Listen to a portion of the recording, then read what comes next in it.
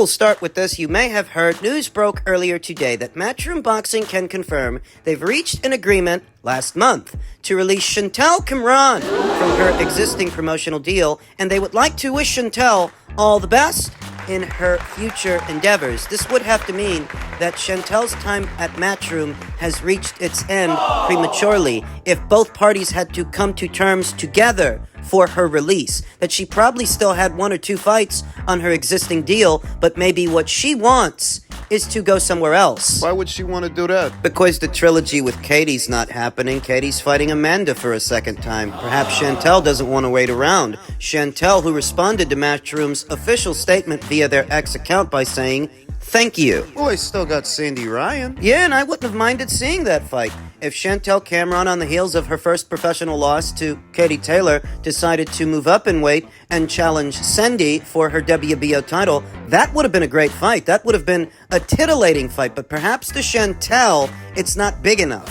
Fight doesn't have a big enough profile. It's not for big enough money. Maybe that's the way she looked at it. Because it wasn't enough to keep her there. It wasn't enough to keep her at Matchroom. That if she wanted a Sandy Ryan fight, she'd be having a Sandy Ryan fight. It was just a few weeks ago they were going back and forth on social media. If Chantel wanted them to make that fight for her, they would have made that fight for her. I get the sense that what Chantel wanted was to change her decorum again. She does that a lot, and people are starting to notice. This latest news has given rise to speculation that Chantel is a bit of an ingrate, a bit of a malcontent. An ex-account that goes by the name Rocky Ali said, "Good fighter, but her moaning attitude and perpetual victim mentality was off-putting. Would still like to see her fight Sandy Ryan one day." But no time soon if she's leaving. Another Twitter user that goes by the name Martin said, "That's a real turnaround of events. Was just over 12 months ago that Hearn backed Cameron,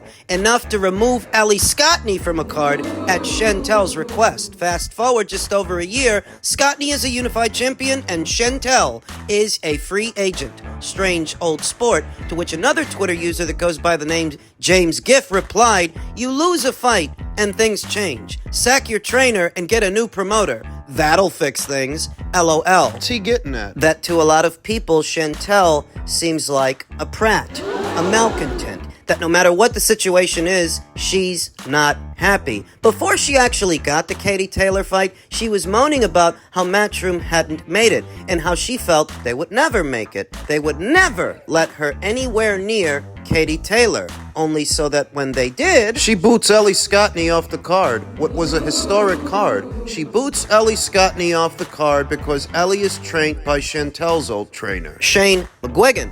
So, looking at it, she said they would never make the fight, but they did make the fight. When they did make the fight, she was still complaining. After she won the fight, she was still complaining, saying she felt they weren't treating her right or treating her appropriately, something along those lines. That's after she won the first fight. So you can imagine how she felt after she lost the second. Oh, she definitely wasn't happy. And that's why there are a lot of people that feel that Chantel is a malcontent, that she's never happy. She's not happy when she wins. She's not happy when she loses. That no matter what, Matchroom cannot do enough to make this fighter happy, so it's best they go their separate ways. Where does she go now? She can go to Boxer. Boxer will have the winner of Lauren Price versus Jessica McCaskill that I anticipate is going to be Lauren Price. Boxer has Natasha Jonas, who's supposed to be facing Michaela Mayer for the second time. Chantel can fight the winner of that fight. What about Queensbury? Well, Queensbury doesn't have much of anything at 140, 147, or 154. They don't have much,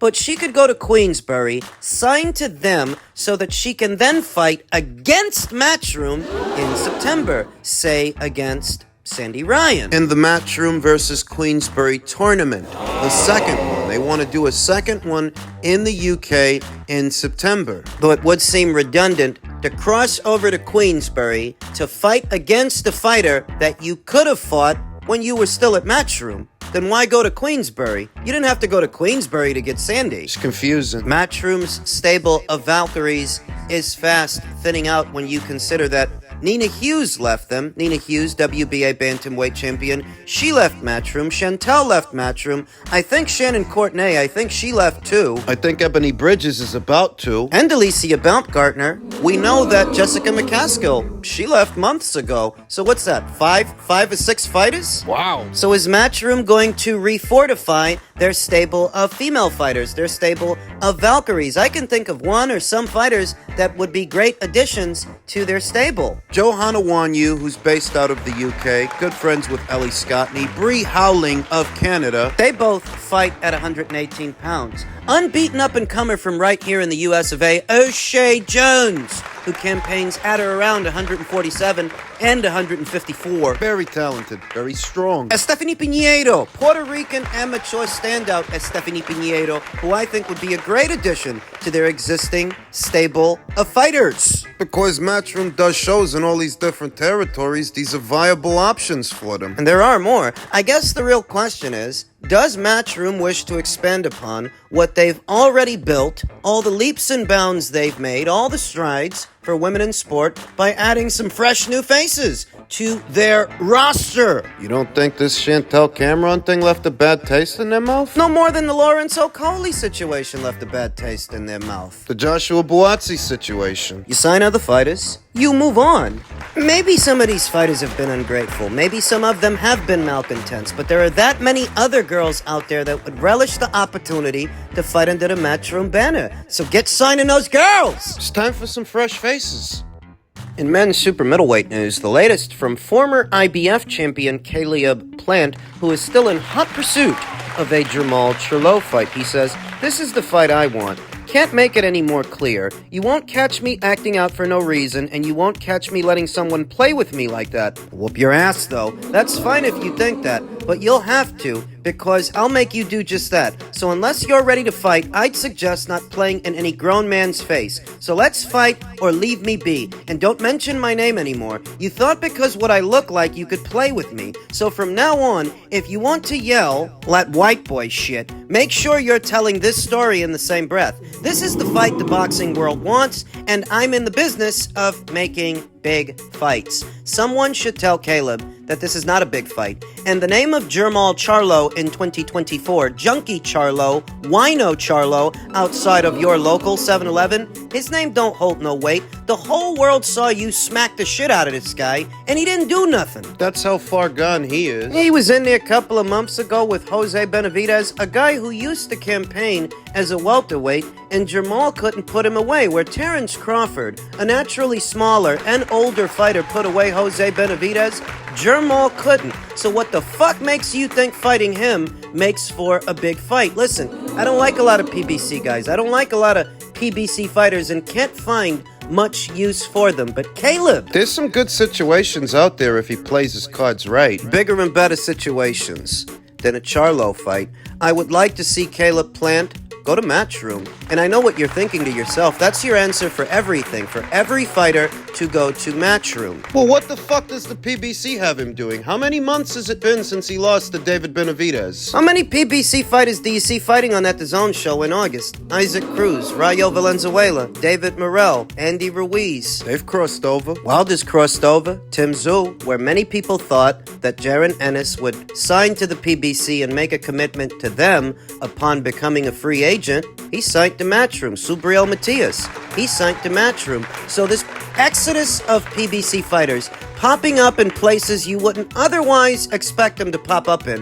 What do you think that's about? What do you think that accents? Years ago, trying to get a PBC fighter to fight on somebody else's platform was like pulling teeth. You couldn't get them to do it, whereas now they are outsourcing these fighters by the boatload. And there's a reason for that. It's for that same reason that I think Caleb should jump ship, go over to Matchroom, and see about working with them, because they can get him a tune-up fight. He needs one. Forget about Jamal Charlo. Nobody gives a fuck about him. You go to Matchroom instead. See about getting a tune-up fight. I don't know. Maybe they put you in there with Danny Jacobs. Somebody like that. It's not even the point, because the first fight of the deal, what I think should be a 2 to 3 fight deal, it should be a tune-up fight first en route to either an Edgar Berlanga fight or a Diego Pacheco fight. I don't think Caleb has plans of leaving the super middleweight division like David Benavidez is about to, like David Morrell is about to. I think he plans on staying at 168. And if he does, you can fight Edgar Berlanga, you can fight Diego Pacheco, and tune up en route to those fights. I think Caleb's got balls. I think Caleb's got skills. I think there is use for Caleb Plant in today's super middleweight division. He's a former champion who's only ever lost 2 fights. And pursuing a Jermall Charlo fight? That ain't it. Like I said, the whole world watched you smack the shit out of this guy, and the whole world saw he didn't do nothing. Whatever fire was in this guy's belly, whatever fight he had in him, is gone. Who fucking cares? Why? His name don't hold no weight with nobody. Get the fuck out of there. Caleb seems like a good enough guy, consummate enough professional. He's got a hot wife, a newborn baby. Go make some fucking money. Wasting time on this. The way things are looking at the PBC, where Caleb has been for as long as I can remember, there don't seem to be any announcements pending beyond the upcoming Davis versus Frank Martin fight. There's a reason for that. And with so many of what are supposed to still be their fighters all tied up in this August show that will be distributed by DAZN, not Amazon, put your thinking caps on, kids. Use your heads. There's something going on.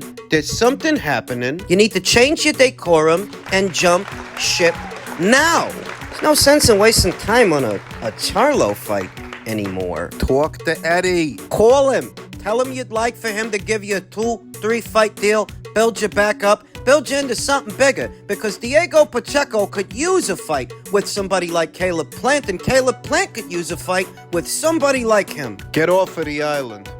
Elsewhere in the men's super middleweight division ahead of this weekend's big fight, Canelo Alvarez boldly predicts knockout of Jaime Munguia. He says winning by knockout is always wonderful, right? So I think I'm going to win by knockout before the 8th round. I don't care if Munguia is younger, older, I don't care, because Canelo, in the end, is different. It's a very significant fight. It's going to be a historic one. It's 2 Mexicans fighting for all 4 belts for the first time. That's what I'm looking for always, to leave my mark and to put my country up high. I'm really happy to be here. Thank you to all the fans here. I'm looking forward to what's going to be an outstanding week with you all.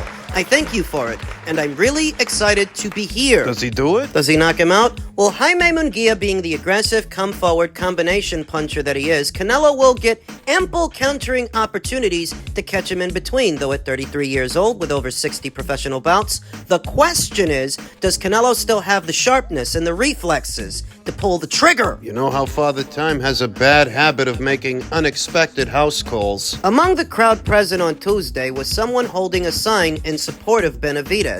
Jaime Munguia deserves the respect that he is entitled to, and it's going to be a great fight, Alvarez responded when that sign led him to being asked about the prospect of him facing Benavidez. The fan that had the sign out there about David Benavidez, he's clearly been resentful from the Gennady Golovkin fight. Yeah, because that same guy had another sign just like that one in support of Golovkin, then he was in support of Charlo, now he's in support of Benavidez. A guy that's never happy. What can you do? Yet another unhappy camper is David Benavidez's father, Jose Benavidez Sr., who says, I don't think Canelo deserves those dates. You know what his dates are, the date in May, the day in September. At this point, these are just exhibition fights, Benavidez's father and trainer, Jose Benavidez Sr., told Boxing Scene. I don't think Alvarez deserves those dates until he's fighting the people he's supposed to be fighting, the fighters the fans want. The Canelo era today is a circus, as he's fighting the fighters only he wants.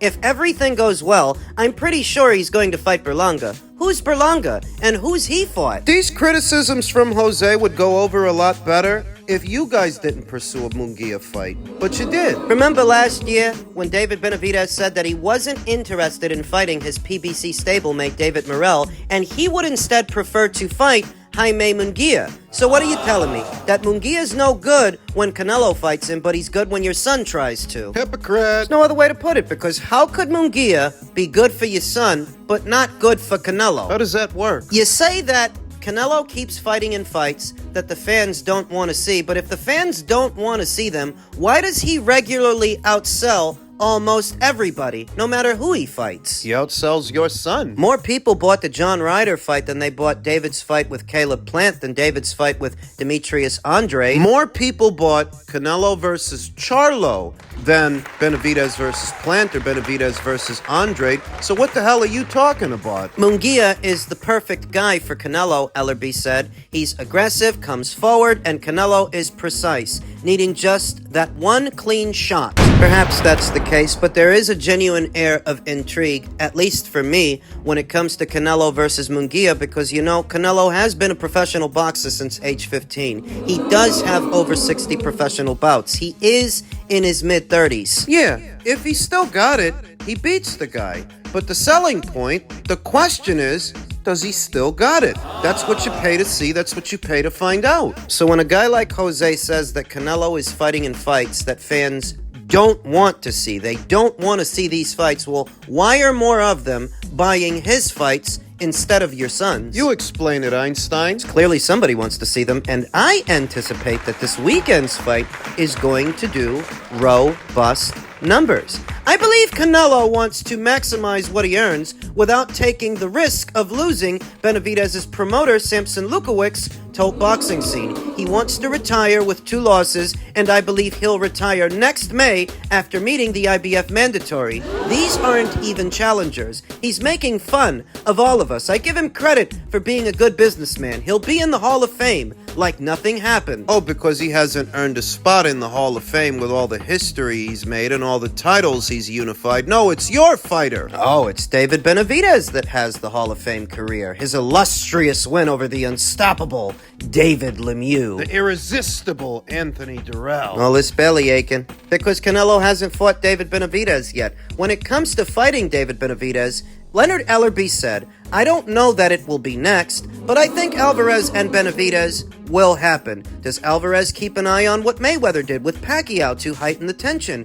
It's about doing whatever he wants to do. He's the guy. He's in control of his own career. The guy calling the shots, Ellerby said. And it's made all the more interesting because I anticipate a highlight reel knockout on Saturday night. My thoughts. I like Canelo versus Munguia as a fight. I think it promises to yield a pleasing aesthetic, and I think it's the perfect prelude and the perfect preparation for a David Benavidez fight. But before it becomes about David, he's got to get through Jaime. So let him do that and quit your fucking crying. Bunch of wet blankets.